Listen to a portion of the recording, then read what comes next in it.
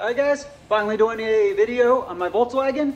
This is by far what I get the most questions about when people see in the background of my other videos, especially other Volkswagen guys. They realize it is a Super Beetle, and everybody wants to know how I got it as low as it is, because Super Beetles are notorious for being a pain to get on the ground. But a couple disclaimers. First, I am not a Volkswagen expert by any means. This is my first one. I learned everything I know on this one. So there may be some things that I'll show you that you would have done different, or I would do different now that I know better. Two, and this will make some people mad, especially if you are a Super Beetle owner who is watching this, or if you're a new Volkswagen guy, let this be a learning lesson. Just don't build a Super Beetle. Sell it, buy a standard, especially if you're going to go put it on air. From what I've learned, they're actually pretty decent if you're going to lift it, baja it, even static drop it. I drove this thing for 2 years static drop, no problem. But if you're going to put it on air, just don't build a Super Beetle. Just don't. It's horrible. And three is don't be a dick. Just in general, don't be a dick.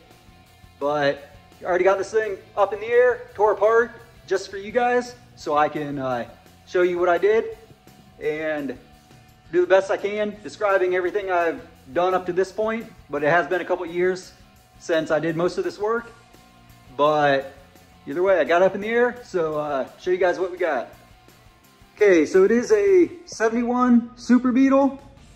If you don't know Volkswagens too good, biggest difference between a Super and a Standard is the front suspension.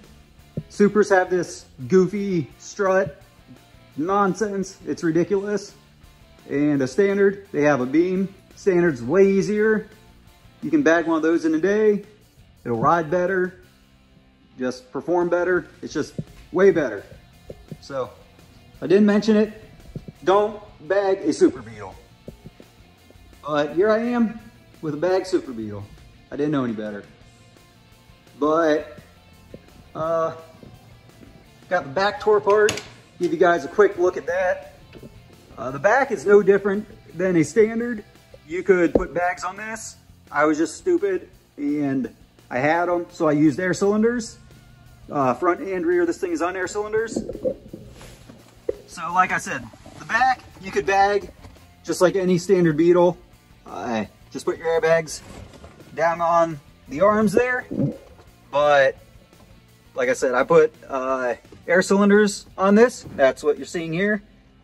And to do that, I cut all this factory sheet metal out. Same as the back deck, cut all that out. Had to build in all this framework to mount the air cylinders. Down at the bottom, they are just mounted to the arms with some tabs and some bushings. But that's just how I did it. Like I said, if you're doing it, I'd recommend doing bags. But other than that, it's pretty basic. Got two Vire, I don't know, 450s, 380s, I don't know what those are, and a 3-gallon tank. They are 380s.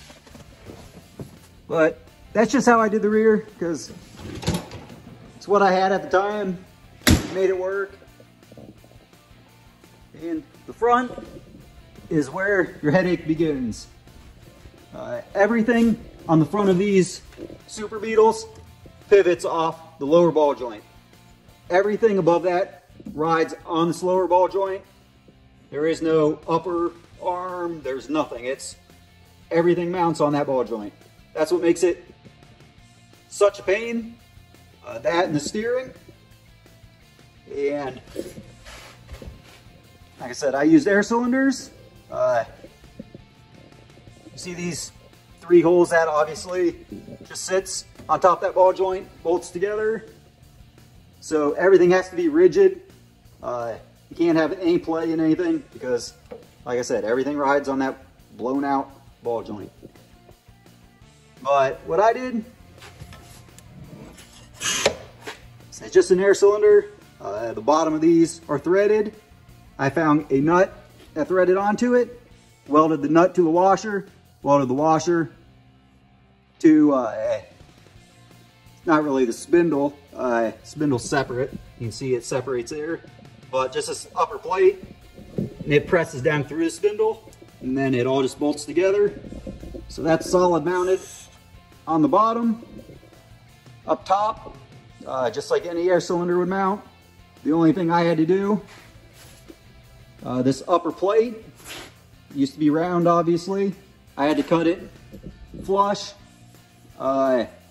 with the air cylinder, because once this is all together, that wheel, there's no room for air. It is maybe a ½ inch is all I have in there, gap between the tire and the air cylinder. And that's a big reason why it's so hard to use like an air strut, because their diameter's too big around. The airbag sits up in here and it'll rub the tire. I have seen air struts on these things, but you have to position it in a way where it doesn't hit the tire. And every one I've seen, the car's really not even that low when they're done, just because there's so many clearance issues. That's why I went with air cylinders. It's worked out, other than this car rides absolutely horrible. And that's something we're going to be addressing. And the other big issue with these, when you go real low on them, is the steering and those lower arms hitting the steering. You drop this thing a couple of inches and it's already hitting. So when you go as low as this, you really got to do some work. So we'll get under there and show you everything I did underneath. Okay, so I got this side all together. I got jacked up in the air so I can kind of show you guys. But you can kind of imagine, if it was on the ground, how low this thing would be. These running boards are about 1 inch off the ground. If you look at other Super Beetles, even if they're on air, I've never seen one this low. They've all been 2-3 inches off the ground. And a big reason for that is underneath. As soon as you drop these things, even a couple inches, this lower arm starts hitting. This is the steering. That's the Pitman arm, drag link, and shock absorber and all that. But once you start dropping these things real low, this arm from the factory, it's actually straight across, but you can imagine it hits all that steering. These arms, I made these notches, these plates, welded it all in, cut the center back out, all so I could clear that steering. And another thing I did was I flipped these arms upside down. The reason I did that is you see where this sway bar mounts, how it humps down. Whenever these arms are right side up, you can imagine, you know, it humps up right here, and sway bar mounts way up here. So by flipping it upside down, I was able to drop the sway bar mount about 2 inches, because it was binding up, giving me a bunch of issues, hitting everything. But once I did that, the hole, you can kind of see it. For the ball joint, the taper was opposite of what it needed to be then. So I had to re-drill that arm, the hole for the ball joint. I found a tapered reamer. I think it was from Speedway Motors. It's been a couple years, but I think it was Speedway. But either way, I had to re-drill that ball joint hole so the taper was running the right way. And can't really see it, but it's up there. I did the same thing on the tie rod. That tie rod end usually sits on top of the spindle. I flipped it to the bottom, had to re-drill the spindle, but it dropped that tie rod down a few inches, and I still had to notch the body. It'd be easier to show you on this side, but here's where the tie rod comes through. I had to notch the body and up underneath a little bit more. You can kind of see it. I just kind of beat it with a hammer, made some clearance, But that's basically how I did the front. Like I said, biggest issue is steering. You're going to have to make lower arms, do something. And maybe these days you can find a strut that fits in there. When I was doing this, I could not find one that was going to clear the tire. That's why I went with air cylinders. But like I mentioned, it rides absolutely horrible with these air cylinders. So that's why it's all jacked up, tore apart. Because I'm going to do some improvements. Hopefully improvements, just a wild idea I have. Got some metal, set of bags, some coil springs. Also bought some new air jacks valves. This thing had an original set of little Larrys on it, but I stole them for the Toyota. So got new valves. Like I said, I have an idea in my head to make this thing ride a little better. So I'm gonna throw that together and check back in a little bit.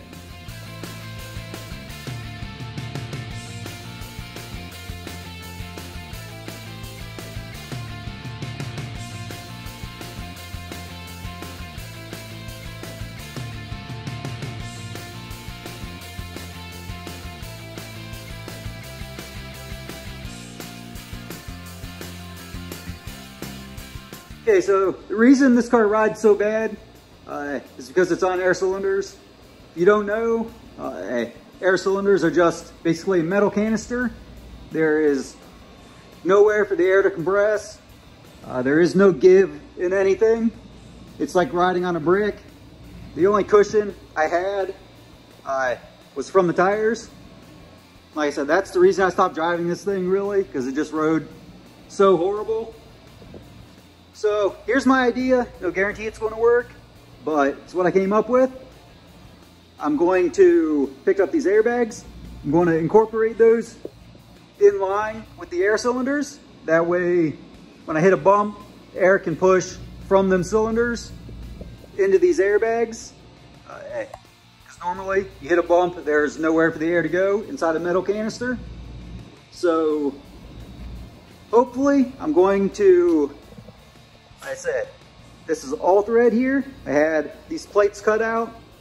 Basically what I'm going to do, these 4 corner holes, you're going to have the all thread through them. And this will be the plate in the middle. These will be the 2 outside plates. Those will all be bolted. They'll be stationary. In the middle, these plates will be floating, meaning they'll be able to slide on those rods. And on one side of them will be an airbag. On the other side will be the small coil spring. That way, like I said, air from the suspension can push into these airbags. And I was just going to have them sandwiched between 2 stationary plates, but the only give I would have then is however much of that bag is able to balloon. I didn't think that was going to be enough, so decided on these floating plates and these coil springs behind it. So as air comes into this airbag, it's free to move up and down, press against that coil spring. And like I said, no guarantee it's going to work, but that's what I came up with. So get this a little more thrown together and kind of give you guys a better idea of it.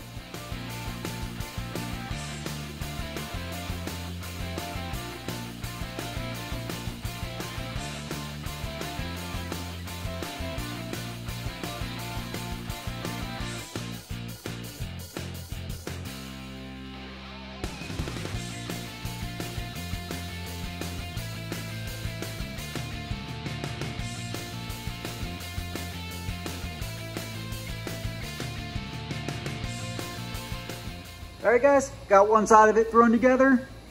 Just plumbed it up real quick, gave it a shot, make sure it kind of worked how I had pictured in my mind. It does a decent job. Slides could be a little better, but I'm gonna leave them alone. If they give me an issue down the line, I'll rework those. but just gotta jump to the other side, do the exact same thing on this side. But like I said, just give you a look at where we're at with it so far.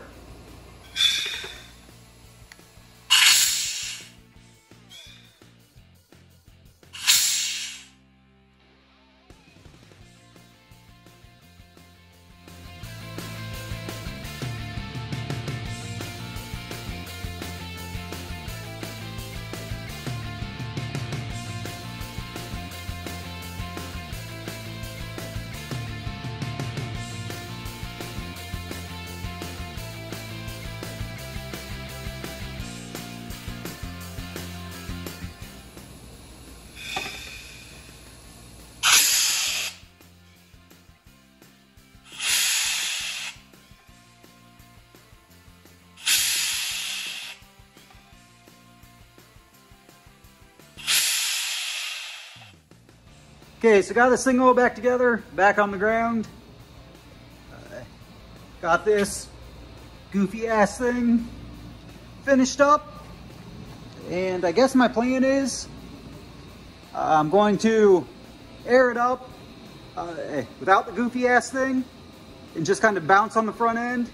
Probably put a tape measure on there, see how much bounce we have, and then plumb that thing in, do the same thing, give it a bounce, see if it cushions the ride at all, and if so, I guess I'll finish it up and throw it in there.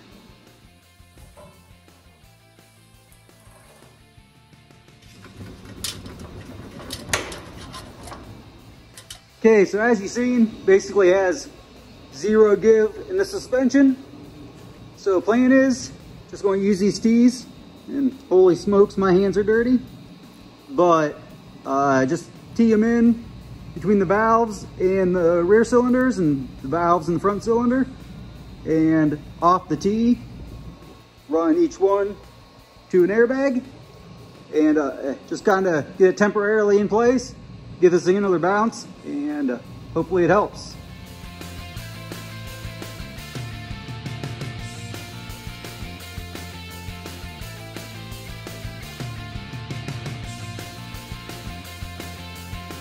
Okay, so check it out. You can watch it through the glove box. No fear of getting your head taken off. Keep an eye on them springs. This stupid thing's actually functioning halfway.